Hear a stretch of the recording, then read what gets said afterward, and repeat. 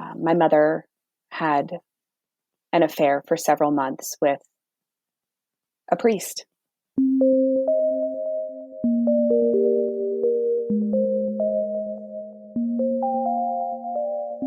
Hello, you are listening to NPE Stories. This is a podcast where NPEs can share their story. I am your host, Lily, and I found out I was an NPE through an ancestry DNA test that changed my life forever. NPE is a term that stands for Not Parent Expected or Non-Paternal Event. This means that one or more of our parents are not who we believe them to be. NPE Stories is a podcast where NPEs can share their story of what their original family was like, how they found out they were an NPE, and what their journey has been like since the day they found out. And welcome to episode 40. This is the final episode of season 1. I will be taking July of 2020 off and coming back with season 2 in August 2020. And today, for our season finale, I have someone I'm talking to, and we are keeping her anonymous, but thank you for being here so much. Thank you so much for having me. I really appreciate it. We are titling this episode After the Discovery, and there's a reason for that, and it's also how I met you. I met you through, I don't know how much of this I can say, so feel free to correct me on this, but I met you through a Zoom call, an NPE Zoom call you had put on. Thank you so much for doing that and organizing that. And you seem to be some sort of an organizer in the NPE community. Can you kind of explain what you have done for us? That is so wonderful, and I love it. Can you explain your role? Thank you so much. I have been part of the NPE community for a couple of years now, and I've been in quite a few groups. And for me personally, I always had that small sense of discomfort because people who weren't NPEs or who aren't NPEs were allowed in these groups. And I wanted a space just for us, just for NPEs, because we get each other, we all have different stories. No two stories really are alike, whether it's how they came to find out or whether or not they're living the fairy tale now. It's kind of the same, but there's so many different variations. And so because we understand what each other are going through, it was really, really important to me to start a community that was just NPE only. So NPE only after the discovery was born. And when we quarantined, I had an amazing retreat planned for April. And I was crushed, truly crushed, that we had to cancel it. I understand why we had to cancel it. I'm not angry that we had to cancel it, but I really was crushed that we couldn't have it. And so I thought, if I need connection, there have to be other people that need connection.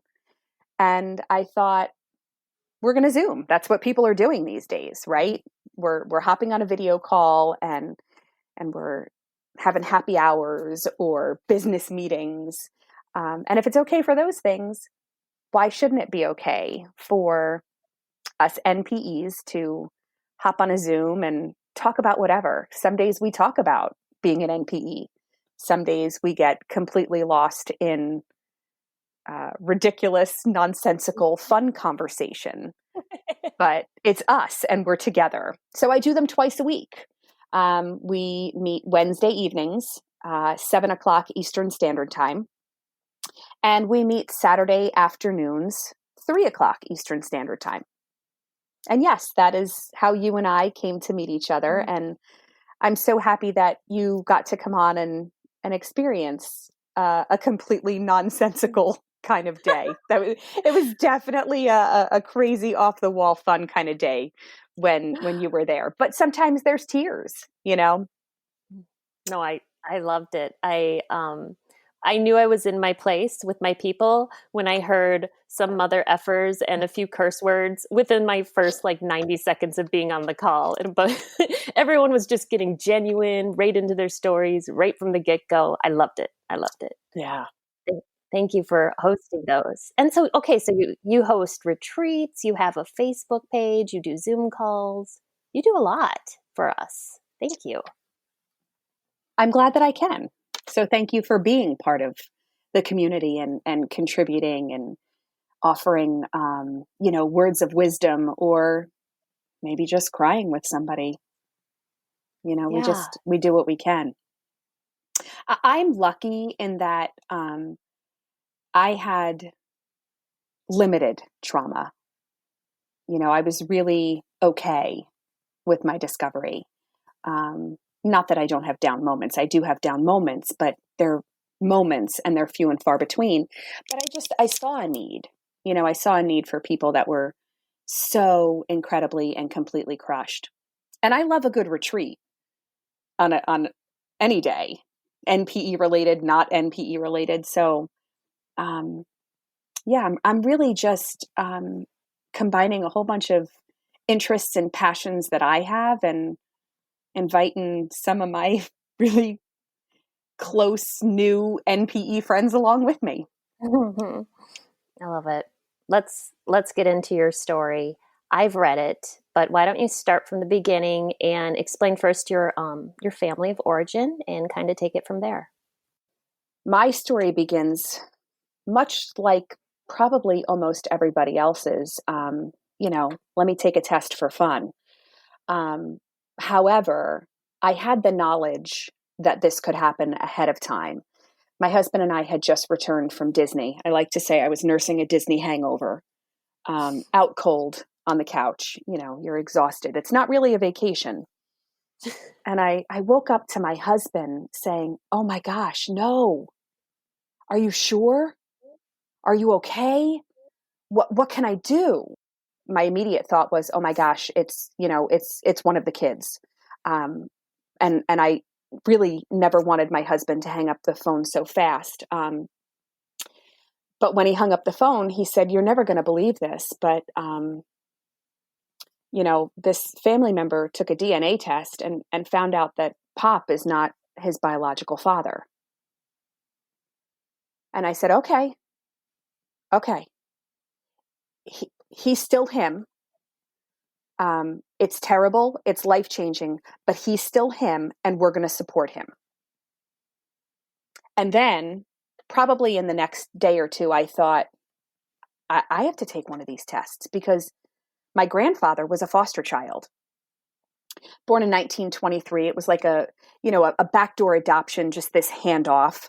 Um, and and if this particular family member could figure out that his dad wasn't his dad, well, I was finally going to find where I came from. I was going to be able to find my grandfather's parents, and where he came from.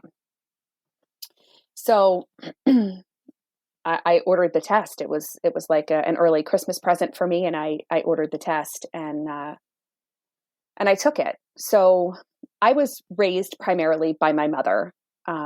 She and my dad divorced when I was very young. Um, I I like to call him the every other Sunday kind of dad, if it fit his schedule. Um, he was always working. Um, but my mom met my stepdad shortly after they divorced. He was a huge part of my life. I adore him. Um, I love him. I have so much respect for him. But he was very good about not taking the place of my dad. Not that that was a hard role to fill. My dad was a pretty miserable guy. He's like a curmudgeon. We call him like bah humbug. Merry Christmas, bah humbug. That was his classic line.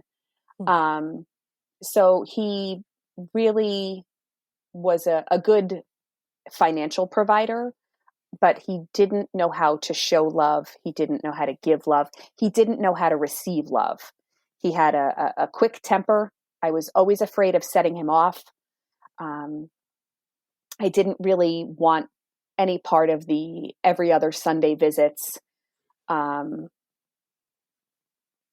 he just never seemed to love me um, the way that, the daddy daughter relationship goes. Um, so he and I briefly stopped speaking after he picked up my oldest, who was 3 at the time, and threw him clear across his yard because he just didn't have the patience to deal with him. And I thought, I grew up afraid of you. My kids are not going to be afraid of you. So we stopped talking for quite some time. Um, but he did mellow with age. And so I allowed him back into my life around the time that my grandparents were rapidly declining. Um, we lost my grandmother, and then a year later, we lost my grandfather. My grandfather was my life. He was everything my dad wasn't. He was funny. He was loud. He was outgoing. And he was not ashamed to tell the world that I was his favorite. He had a million one-liners and silly songs for just about any situation that you can think of. And I can vividly remember sitting in the couch of his room at the hospice and joining Ancestry, trying to find his parents as he was rapidly declining back in 2013. I was obviously completely unsuccessful, as we know, because I decided to take a DNA test. But I lost a huge piece of my heart the day he died. And I think losing both of them so close together made me realize that I should probably just suck it up and spend as much time with my dad as I could, because he's really alone now. And I'm glad that I did that, because a few short years after that, after we lost my grandfather, he was diagnosed with brain cancer. And we ultimately made the decision to move him into our house so that he didn't have to die alone. And I lovingly say that brain cancer really was the best thing that ever happened to him, because he got to experience love, I think, for the first time in his life. He wouldn't let his parents love him. He wouldn't let my mother love him. He never remarried. He never even really had a long-term relationship after my parents died. But he was diagnosed in September, and I lost him in July. And in that 5 months, I was able to really show him that he was capable of love. So hearing from that family member that crazy day, and having lost my grandparents and my dad, I said, I need to find out more about where we came from. So I mailed the test in mid-November, and honestly, I forgot about it until Christmas Day. Christmas Day, I joked with my mom. I have Christmas Day at my house, and so we were all here, and I joked with my mom. I was like, listen, any day now, those results are going to be in. So if you have any secrets, now's the time to get them out. And she said, well, there may have been an affair, or a few. And of course, we all laughed, never really taking her seriously, if I'm being completely honest. And well, we know how that ends. So 2 days after Christmas, I was on my way to get my hair done, and I got the email, your results are ready. And now I'm thinking to myself, how am I going to look at these between here and the 15 minutes it's going to take me to get there? So every red light, I'm like furiously looking.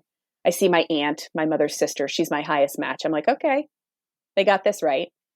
And a whole bunch of names that I didn't recognize, which I expected, right? Nothing out of the ordinary there. My grandfather didn't know who his parents were. So I really expected to see a lot of names that meant absolutely nothing to me. And let me tell you, that hair appointment was a long hair appointment to begin with, but it was even longer knowing that I was like stuck there on my phone and not able to really kind of dig in and look at my results. But I got in the house and, got on the phone with her. I was like, do you recognize this name? Do you recognize this name? Do you recognize this name? No, no, no, no. Even though my parents divorced when I was very young, she stayed very close to my dad's parents. They were a very active part of our lives. So, my grandparents were at every holiday, every sporting event, every performance. We vacationed with them. So my mom really knew a lot about, their families. But she just really wasn't recognizing any of the names that I was throwing at her. After a couple of days, I opened a tree and I recognized a couple of the names in that tree. And I said to my mother, do you think that my grandfather could be related to this person that we called uncle? And she said, no, no, no. I think that's just coincidental. So my grandparents and this person that we referred to as uncle, their parents were the best of friends. They raised their children together. So my dad and this uncle, who's not really an uncle, were friendly their entire lives. They weren't, best friends like their parents were, but they grew up together. They knew each other. And he actually stood in at their wedding because somebody got sick. But at this point, I'm still thinking that my grandfather was somehow related to, his best friend's family. And I point blank said to my mother at that point, is there any chance that Daddy is not my father? And she said, yes, it's possible. No name at that point. She just really felt that the name was coincidental, but she was willing to admit that there was a chance. So another day and 50 million more questions later, she said, do you want me to tell you? Do you want me to tell you who it is? Do you want me to tell you who your father is? And I said, yes. I didn't need her to tell me. I already knew. But I think I needed her to say it, if that makes sense. So really, what I was able to discover is that my mother had an affair with my dad's friend, this guy that he grew up with, the same man who did stand in at their wedding, the same man who newly ordained 2 years prior was the man that baptized me. My mother had an affair for several months with a priest. And my initial concern was for her. I couldn't imagine the shame and guilt that she had carried all these years. And so initially I agreed to keep her secret, but I wanted to contact him. I had just seen him 10 months prior at my dad's funeral. So in my optimistic brain, I assumed that must have been because he wanted to see me. I quickly found him on Facebook. I fired off, a message. He read it immediately. He responded and said, I think I need some time to absorb all of this. So later that evening, I got an email from him. And he said that it was, quote, the most important information. And it was my medical information. And medical information is very important. I'm not saying that it's not. But I think that was probably my first clue that I wasn't going to get the fairy tale ending that I so hoped for. But I kept my blinders on, and, I just kept trying. My initial response to discovery was pretty much the same as my response when our family member had called us. I was okay. I accepted that no one's perfect. We all do things we're not proud of. And if I'm being truthful, I really am grateful for their indiscretions, if that's what you'd like to call them, because they are what allowed me to be here. That's what allowed me to live the life that I'm living. And I'm so thankful for that because, I have a purpose. Of course, I'm still trying to completely figure out what that purpose is, but I know that I'm meant to be here and I'm meant to help people. So, yeah, my initial reaction really was very much like what I had shared. And I like to say that nothing has changed, yet everything has changed, right? I'm still very much me. I'm still a wife. I'm still a mother. I'm still a teacher. But there's a whole part of me that I will never know anything about. And that's really probably the thing that I struggle with the most. But about a month in, and lack of communication, I did have what I call a 3-day pity party. I just, crawled under my covers and I stayed there for 3 days. Mm-hmm. And I woke up on Monday morning and I said, well, what are you going to do? You're going to get up and go to work, or are you going to lay here and keep crying? And I said to myself, get up and go to work. This is not how this is supposed to go. So I just decided that's it. I wallowed in every second of self-pity, and I needed every second of that self-pity. But I decided that I was never going to feel like a victim, and that I would use my experience to help other people, and make a difference. And so good old Uncle and I, Uncle Dad, maybe that's what we should call him, Uncle Dad, right? We had 5 months of what I call pleasantries. How are you? Fine. Happy birthday. Happy Thanksgiving. I would always say, I'd really love to meet my siblings. And he would say, when the time is right. When the time is right.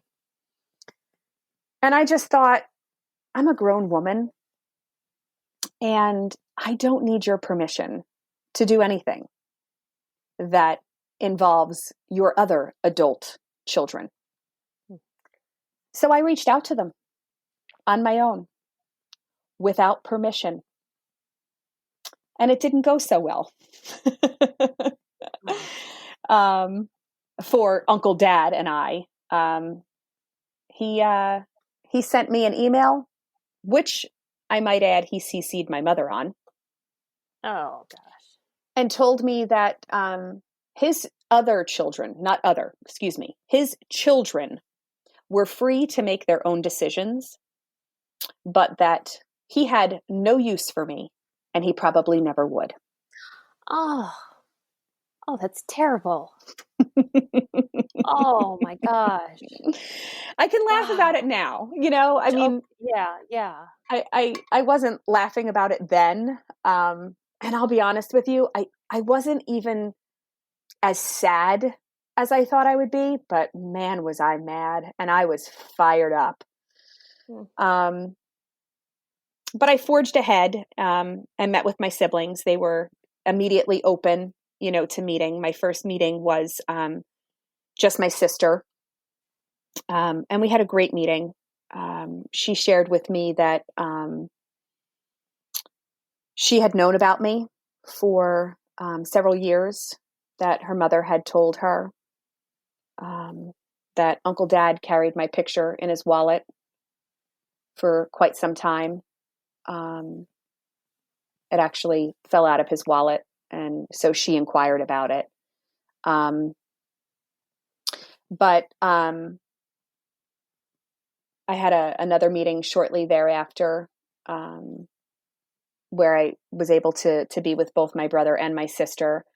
Um, and it really was, I think, a really great meeting. Um, you know, we chatted like we'd known each other our entire lives, even though we don't really have that much in common.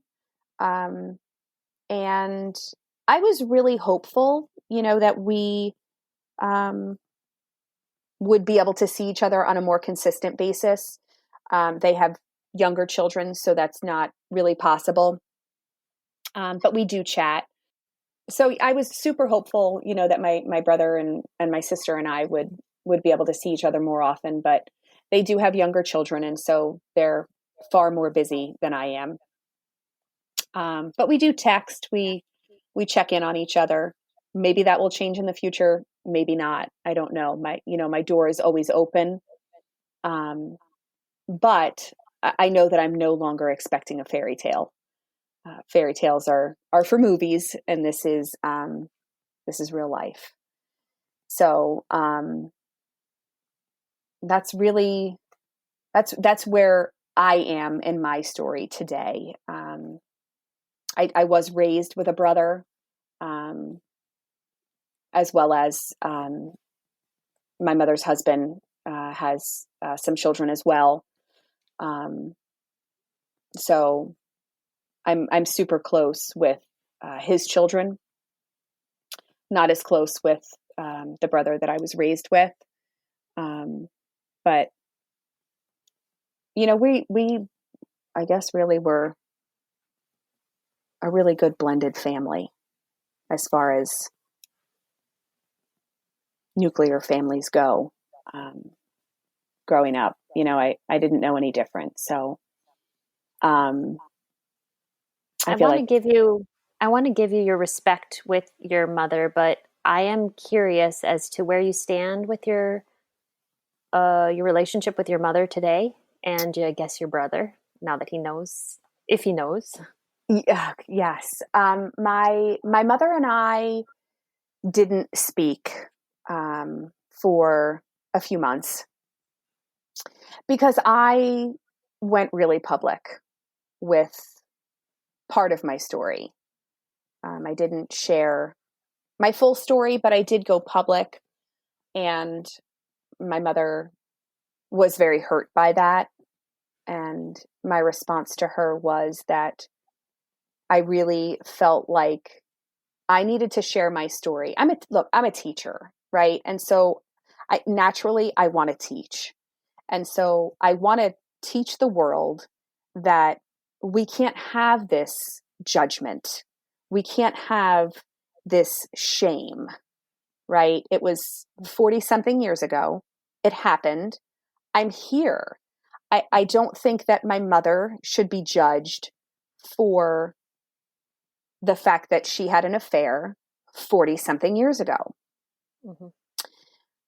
She saw things differently, and she really felt like I was airing her dirty laundry and that I had no place to do that. And so we really didn't talk for a couple of months. And my mother and I are great now, as long as we don't talk about this. Mm-hmm. We can talk about everything under the sun, except for the fact that I'm an NPE. As a matter of fact, she came over at the very beginning of the quarantine and brought me some pictures from when I was young. And I don't even know how it came up. But she said, I thought you were over that. And I said, well, Mom, I'm about as over it as I can be. But, my NPE does not consume my daily thoughts. Mm-hmm. But I don't know that I'll ever be over it. I don't have closure. Yeah.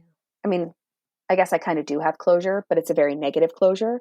It's not the closure that I want. So, but yeah, my mom and I are great, which is a good thing because, my mom adores my children. Mm-hmm. And I love them. I love my mom and stepdad, my parents. That's what I call them, my parents. Yeah. My brother decided to chuck and run when I told him. I haven't talked to him in 2.5 years. So sorry. That's okay. We're nothing alike. Oh gosh. I'm always just so shocked when I hear about the siblings' reactions when the NPE has found out this life-changing news. I'm just always, I don't know why I keep being shocked, but I'm sorry for you. I'm sorry. That's painful. Thank you. I think that my life is far richer. Yes. Without him in it. I get it. I understand. So, but I'm so thankful to you, for giving us this platform, for allowing us to share our stories and help others. So thank you to you. You're welcome. And I get so much out of it. It's just, I mean, none of us know what we're doing. We're just a bunch of NPEs sharing our experiences together, but it seems to be doing something. And I know some people will probably want to get in touch with you, or they might like that opportunity. Can they do that? And if so, how would someone reach out to you? Sure. So obviously, if you're listening to this and you're on Facebook, please come and join our group, NPE only after the discovery. It is a private group, but it is searchable. And by searchable, all that means is that anybody that's interested in joining the group can just search for it, and you'll be able to see who the admins and moderators are, but not anyone in the group. Our community is private, and we work very hard to keep it that way. Or they can reach me via email at hiraethhopeandhealing@gmail.com. hiraethhopeandhealing@gmail.com. Hiraeth Hope and Healing is the name of the retreats. We came up with that name because I don't know if you're familiar with the term Hiraeth. No, I was going to ask you. I've been seeing that online in the NPE community. What does that mean? So Hiraeth is, don't quote me on this part, but I believe it's a Scandinavian term. That part I'm not sure about. But it can't actually even be fully translated, but loosely translated, it means a homesickness for a home that you never knew and can never return to. Aw. So I think that kind of sums us up. It does. And that's what that means. I've been seeing that. So those are your retreats. Oh, Yes. nice. Okay. I will put the Facebook group and the email address also in the show notes as well, if you're okay with that. Yes. Okay. Thank you so much for sharing today. These stories are here for us to identify with. If you are an NPE that would like to share your story, email npestories@gmail.com. You do not have to give any identifying information. If you are an NPE and would like to share your story, I'd like to hear from you. Subscribe to this podcast to hear more. Come, heal with us.